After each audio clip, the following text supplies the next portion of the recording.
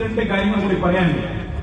ഒന്ന് രണ്ട് കാര്യങ്ങൾ, കാരണം ഒരുപാട് പേര് പ്രസംഗിക്കാനുണ്ട്, എനിക്ക് ഒരുപാട് കാര്യങ്ങൾ പറയാനുണ്ട്, ഞാൻ എന്തെങ്കിലും പറഞ്ഞിരുന്നു.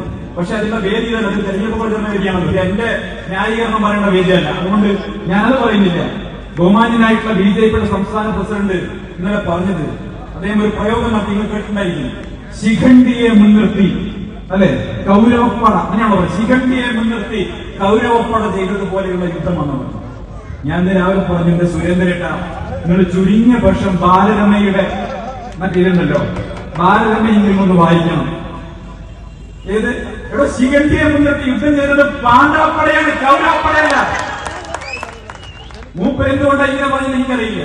അപ്പൊ അതുകൊണ്ട് ഇത്തരം കാര്യങ്ങൾ അവഗാഹമില്ലെങ്കിൽ, അറിവില്ലെങ്കിൽ അത് പ്രകടിപ്പിക്കാതിരിക്കുക എന്നുള്ളതാണ് സാമാന്യമായിട്ടുള്ള ബുദ്ധി. ദയവ് ചെയ്ത് ഇനി ട്രോളുകൾ ഏറ്റുവാങ്ങാൻ വേണ്ടി വരരുത്.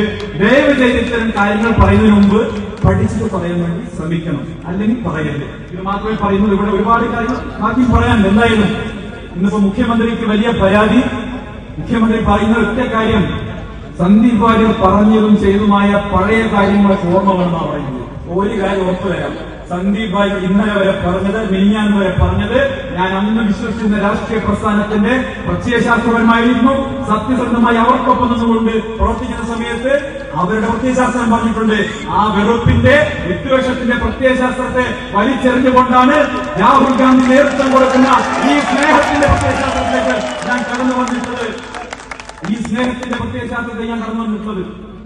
CPM BJP വിട്ടാൽ CPM-ൽ പോയിക്കൂടെ എന്ന് ചോദിച്ചവരോട് ഞാൻ ഒരു കാര്യം കൂടി പറഞ്ഞു. ആരെങ്കിലും വിയ്യൂർ സെൻട്രൽ ജയിലിൽ കണ്ണൂർ സെൻട്രൽ ജയിലിൽ പോകുന്നത്, ഞാൻ ഈ ജയിലിൽ മോചിതനാണ്. 20 വർഷത്തെ ജീവപര്യന്തം അനുഭവിച്ച് മോചിതനാവാൻ വേണ്ടി വന്നയാളാണ് ഞാൻ. കണ്ണൂർ സെൻട്രൽ ജയിലിലേക്ക് മാറ്റി കിട്ടാൻ വേണ്ടി അപേക്ഷിച്ച ആളേ അല്ല. അതുകൊണ്ട് അതിന് താല്പര്യവുമില്ല. അതുകൊണ്ടാണ് ഞാൻ കോൺഗ്രസിന്റെ കൊടിയെടുത്ത് വന്നിട്ടുള്ളത്.